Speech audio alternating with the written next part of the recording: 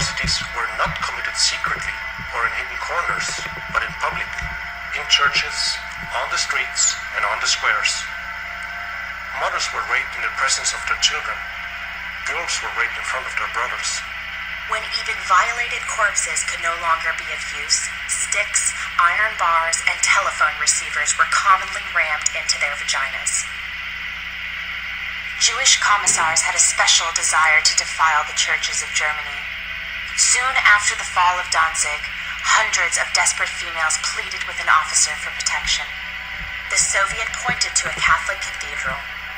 After the women were safely inside, the officer yelled to his men, pointed to the church, and with bells ringing and organ pipes roaring, the horror continued all night. Some women and girls inside, some as young as 8 years old, were raped more than 30 times. Little boys who tried to shield their mothers were shot. When Soviet soldiers captured the city of Neustetten in February 1945, they discovered several large camps of the Women's Reich Labor Service, an organization composed mostly of girls who worked on various projects from nursing to street repair. After recapturing the area, the German soldiers were horrified by what had happened to the 2,500 females.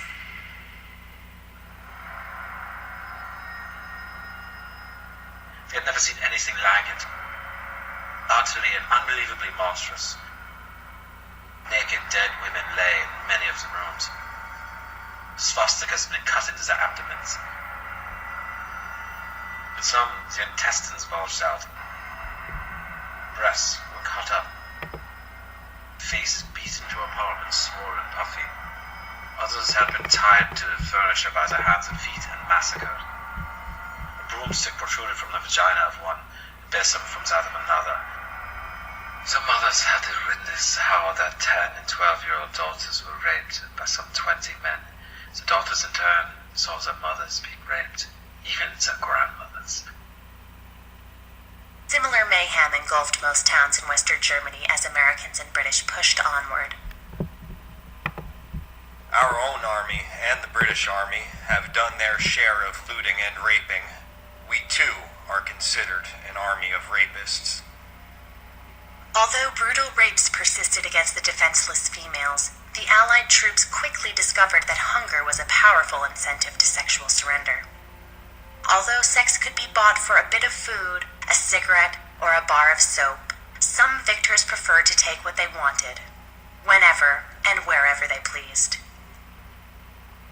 Hunger made German women more available. But despite this, rape was prevalent and often accompanied by additional violence. In particular, I remember an 18-year-old woman who had the side of her face smashed with a rifle butt and was then raped by 2 GIs. Even the French complained that the rapes, looting, and drunken destructiveness on the part of our troops was excessive. Despite the numerous atrocities committed on the Western Front, such savagery never became officially sanctioned. Considering the bloodthirsty propaganda from the primarily Jewish-owned media, as well as the active incitement of their political and military leaders, the average British and American soldier comported himself amazingly well, and certainly far, far better than his Soviet counterpart.